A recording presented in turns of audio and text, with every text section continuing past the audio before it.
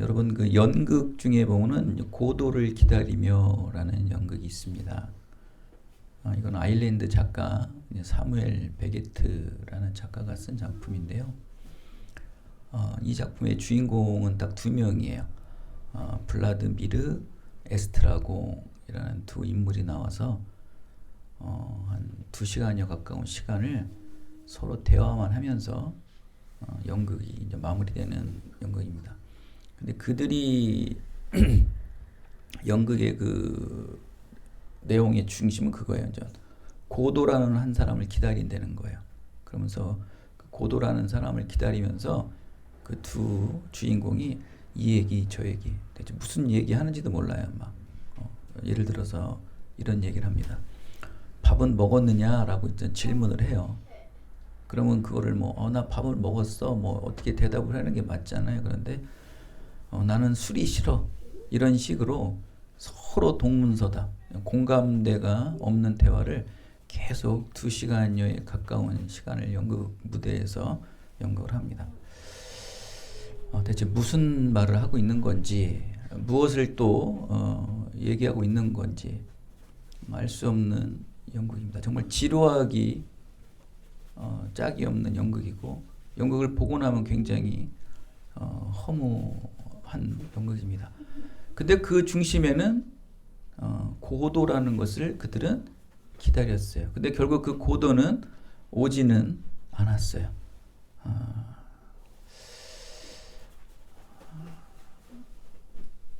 이 연극은 우리 모두도 누구나 할 것 없이 무언가 기다리고 다 있다는 거예요. 그 의미를 이 연극에서 나오는 거죠.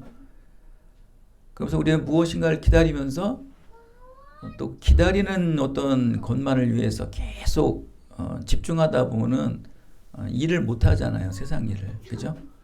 학교도 다녀야 되고 직장도 다녀야 되고 여러 일들이 많잖아요.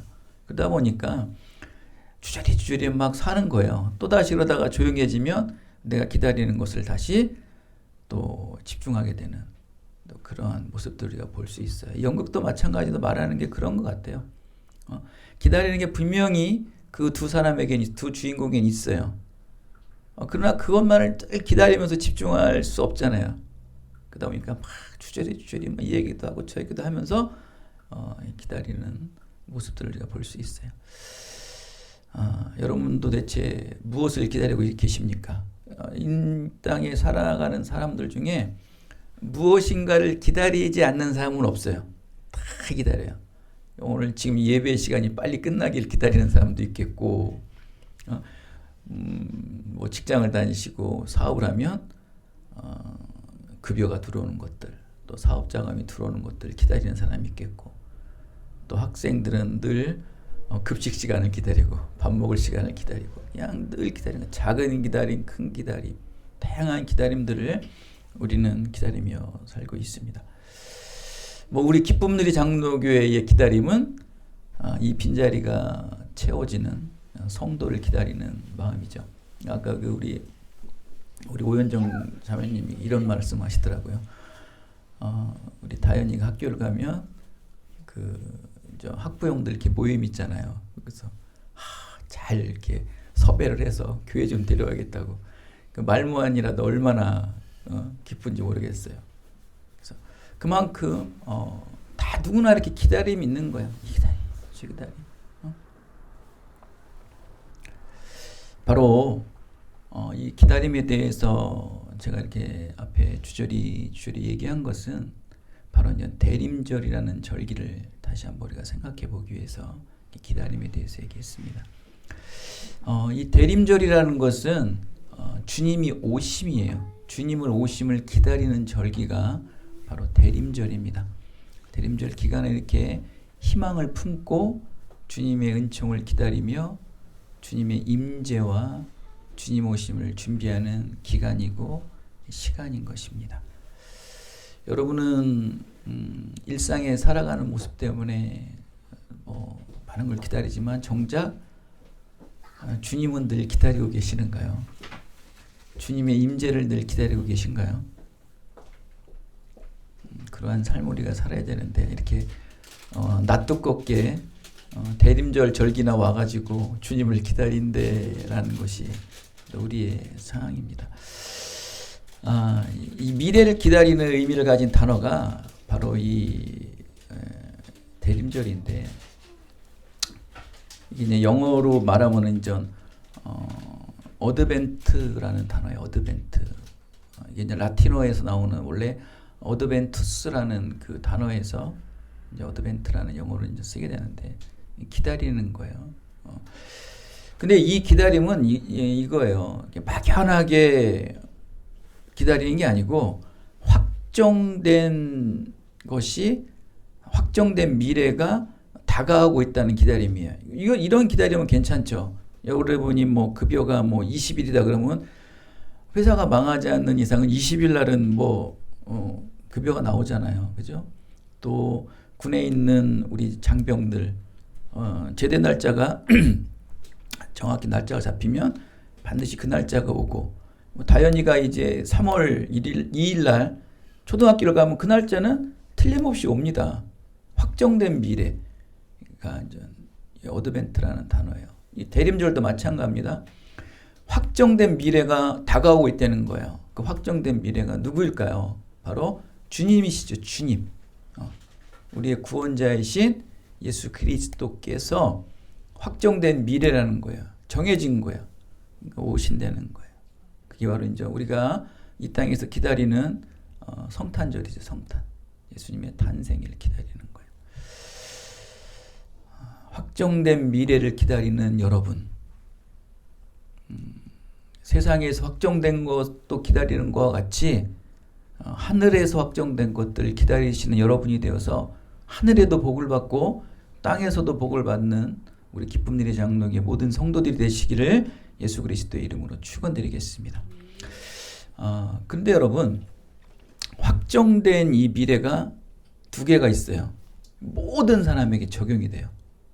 남녀노소 모든 사람이 확정된 미래를 반드시 겪게 돼요.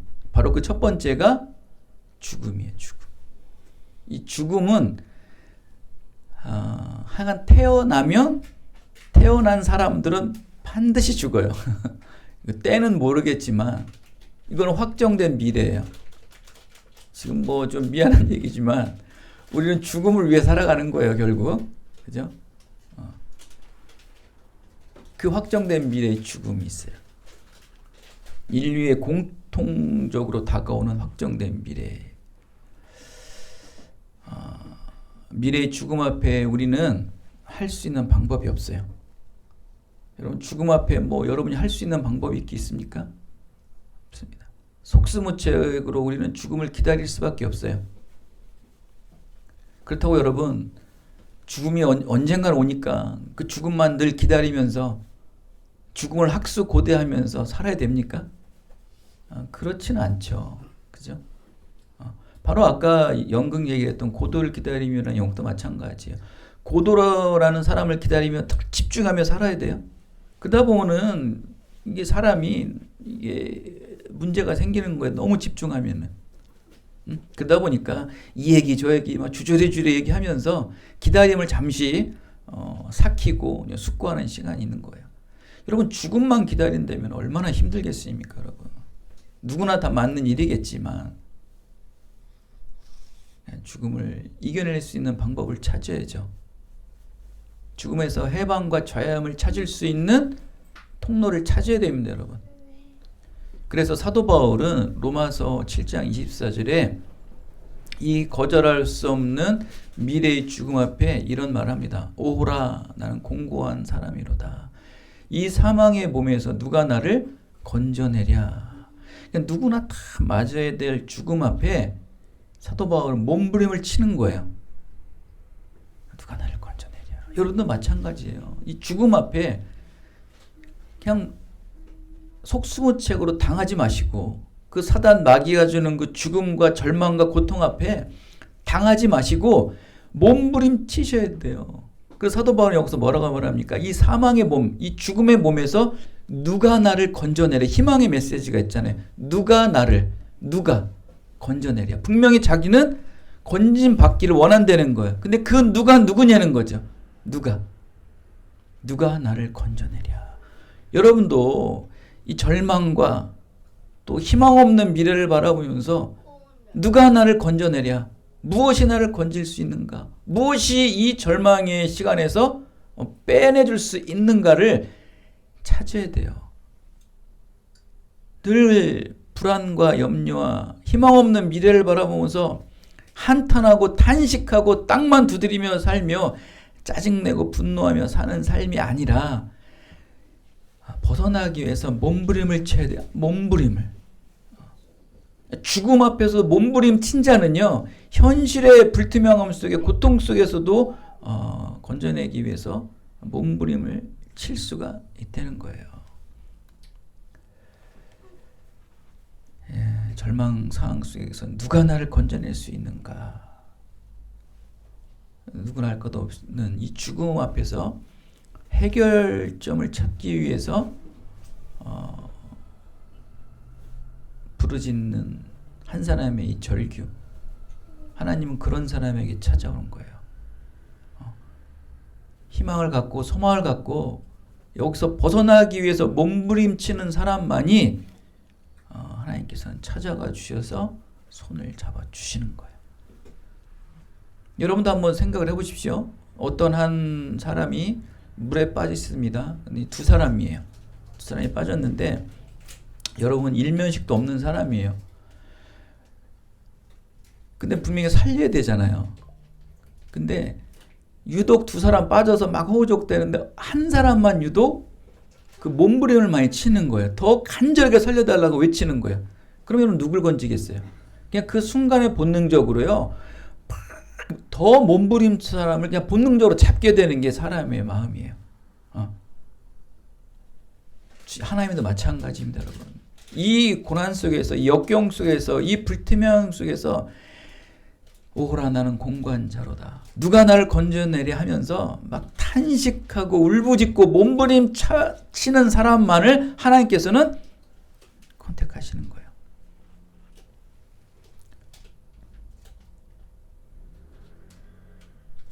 여러분, 한 사형수가 있습니다.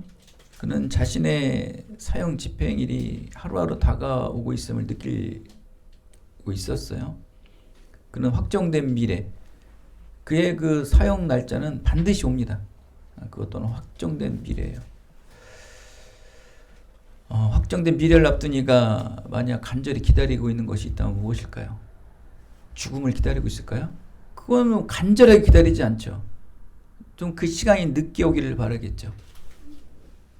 내 이 사형 날짜를 멈춰줄 사람, 멈춰줄 어떠한 상황이 오기를 희망하고 소망하겠죠. 저와 여러분도 이 땅의 이 죽음 앞에 누가 날 건져내랴 몸부림치는 사람들이 돼요. 소망과 희망의 빛을 찾아야 돼요. 자, 이렇게 이 땅에 확정된 미래는 죽음과 또 하나가 있어요. 두 가지라고 그랬죠. 바로 하나는 구원이에요. 구원. 모든 사람에게는 죽음이 다 누구나 옵니다. 그리고 또 구원도 와요. 예수님께서 십자가에 못 박혀 돌아가심으로써 모든 이들이 구원에 이르게 되어 있어요. 그러나 근데 여기서 구원은 선택받은 자만이에요. 선택받은 자만이에요. 누구나 다 와요. 남녀노소. 신천지에게도 구원을 오고요. 저기 이슬람주의자들에게도 구원을 오고요. 저 절에 있는 분들에게도 구원을 옵니다. 그러나 그들이 그 구원을 붙잡지 않았을 뿐이에요. 그들에게도 죽음은 오고요. 저 삼성그룹에 있는 재벌가들도 죽음은 오고요.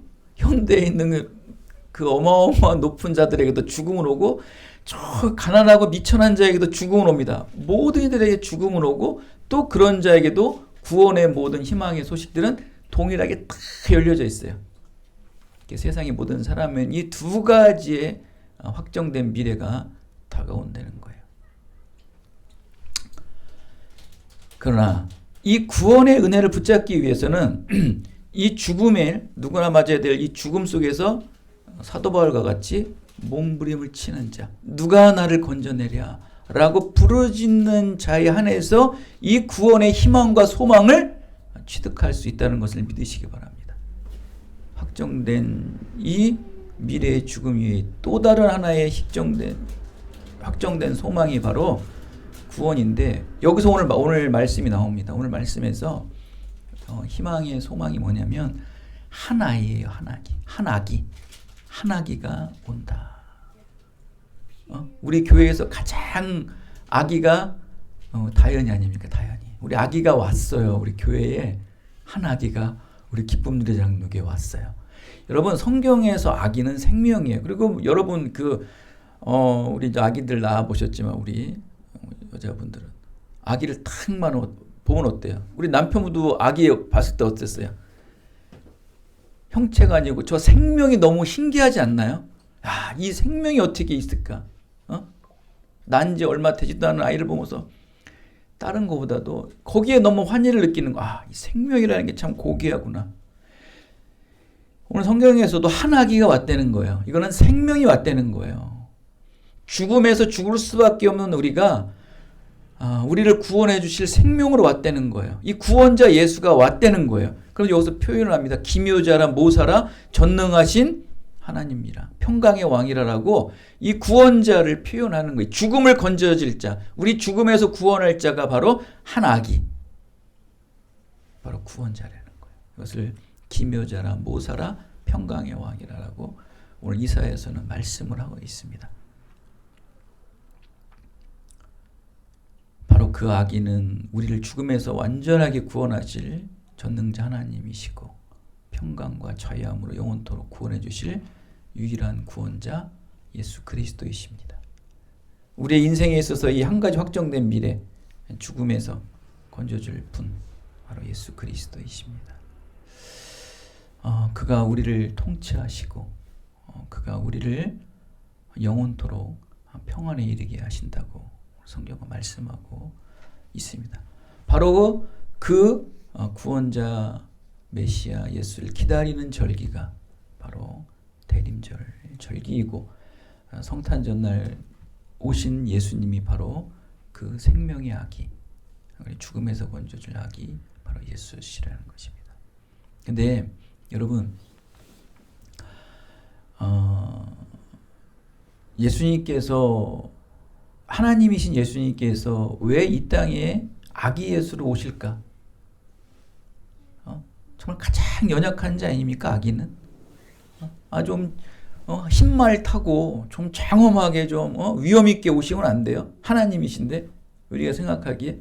근데 정말 미천하게 그 갓난하게 말도 못하고 눈도 뜨지 못한 그 아이를 하나님이라고 구원자라고 이 땅에 왜 보내주시겠냐는 거예요.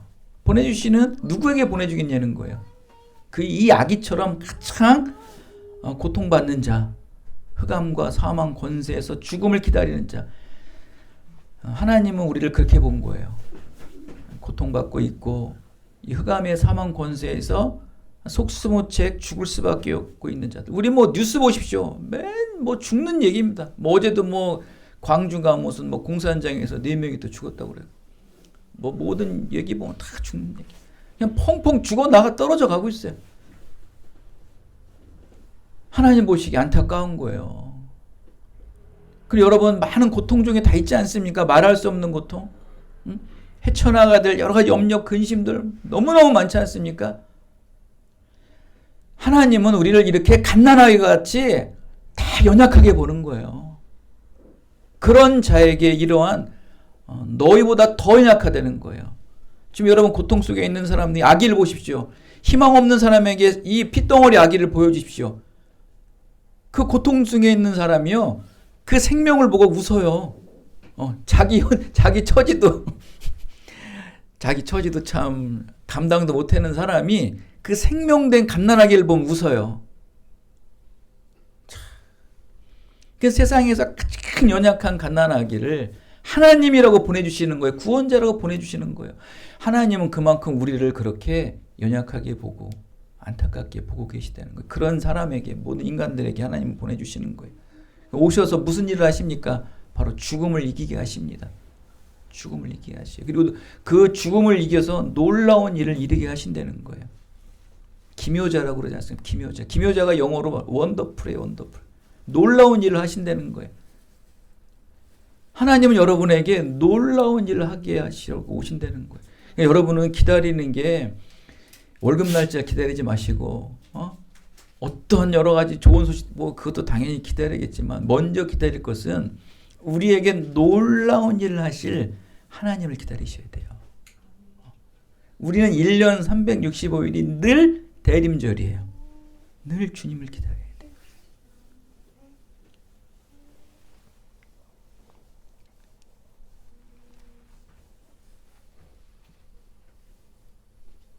그런데 오늘 이 말씀하러 마치겠습니다. 근데 세상은요, 우리 믿음의 사람들은 기다립니다. 이렇게 주님을. 세상은 그렇지가 않죠. 세례 요한이 그걸 한번 보여줍니다. 세상 사람과 같이 세례 요한은 이러죠. 누가복음서 7장에 보면은 오실 그이가 당신이옵니까? 그래요. 우리는 정말 이 사망의 죽음 앞에서 이 고통의 연약함 앞에서 구원자 예수의 이 놀라운 원더풀의 일을 기다리고 있는데 예수님의 앞길을 예배하러 온 이 세례 요한이 누가복음서 7장에 이런 말을 합니다. 오실 그이가 당신이오니까. 저는 이 말씀을 준비하면서 세상 사람들이 이렇구나. 세상 사람들이 예수님을 보고 오실 그이가 당신이오니까 너 예수님을 왜 기다려? 성탄절에는 우리 모여야 돼. 우리 파티해야 돼. 성탄절에는 우리 먹고 마시고 즐겨야 돼. 근데 교회를 간다고? 정작 기다려야 될 사람들은 우리예요. 저와 여러분들이 예수님을 기다려야 되는 거예요.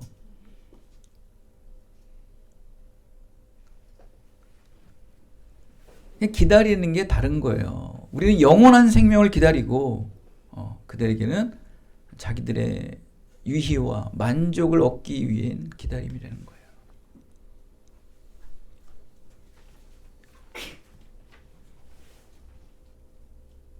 구원자를 기다리는데 어떤 사람은 희망이 되고 구원자를 기다리는데 어떤 사람은 실족함이 되는 거예요.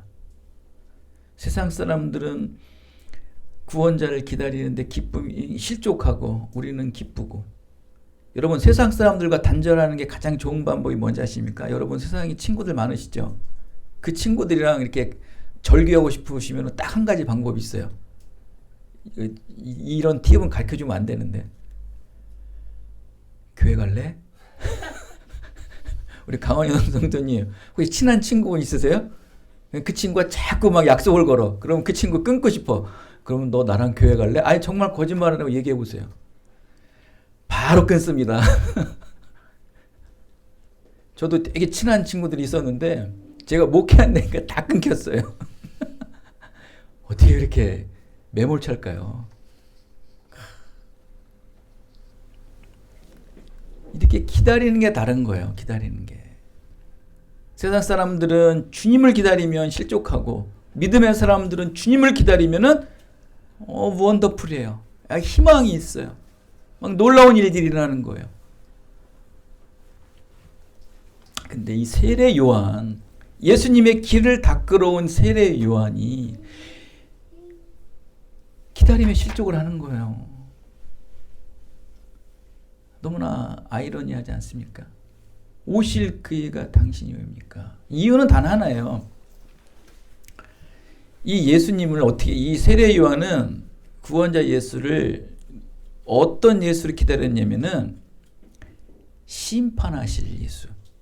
그러니까 알곡과 쭉정이를 나누는 심판의 예수로 기다린 거예요. 심판의 구원자로 기다린 거예요. 그런데 심판이 안 일어나는 거예요. 왜 안 일어날까? 예수님께서 막 그냥 선과 악을 막 칼과 같이 막 면도칼 같이 이렇게 판단하고 막 이 악인들의 세상을 쳐야 되는데 그거는 치지 않고 뭐 하고 계십니까? 예수님께서 가난한 자에게 가서 치료하시고 병든 자 고쳐주시고 맹인의 눈을 뜨게 하시고 맨 낮에 있는 자 죽음에 처해 있는 자 살리고 그것만 하고 계신 거예요.